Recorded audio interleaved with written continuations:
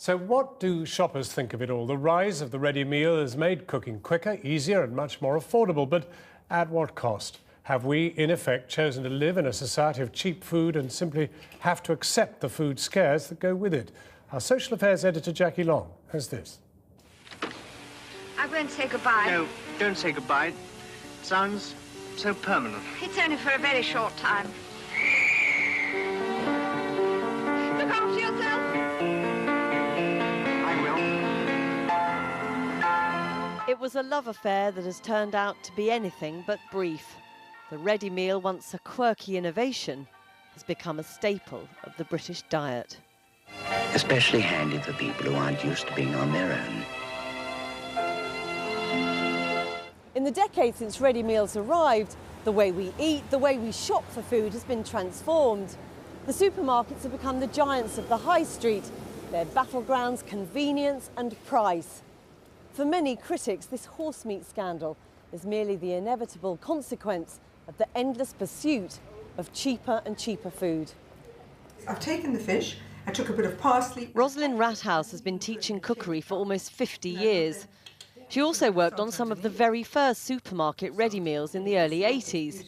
She says at the time, it was nothing short of a revolution. In those days, it was mainly women cooking. It made such a difference to women, especially women that were working, because you suddenly had a meal for your family without having to cook it. It's made us far more cosmopolitan in what we eat. There's been a huge food culture change, and I think that's been good because there's nothing you can't buy. So you're exposed to a lot of different meals. That's a lovely part of it, I think. The very early ready meals may have been convenient, but they weren't actually that cheap. Now 1 in 3 of us eat one every week. The combined ready meal market is worth more than £1.8 billion a year. For Rosalind Rathouse, the revolution has gone sour. People can eat a ready meal every day now. In the 80s, you wouldn't have had a ready meal every day. You wouldn't have even been able to afford doing it every day. And as they've become more popular and as the price has dropped by buying food that's cheaper to put into the meals, I think they've become affordable. And that's why people are buying them. In some cases, they're more affordable than buying good ingredients yourself.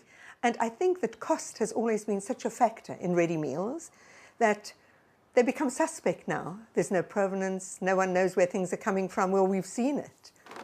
And for some shoppers, the love affair with ready meals seems to be cooling, for now at least. I've made my own hamburgers from now on, so at least I know what's inside it.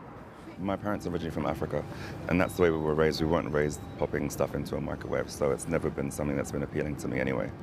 So, and does it make you feel more secure in terms of what smug. you... Oh yeah, absolutely. No, sorry. I keep his favourite Findus lasagna. There's no doubt that consumer confidence has been badly hit. The question is it bad enough to change the way we eat for good? Jackie Long reporting.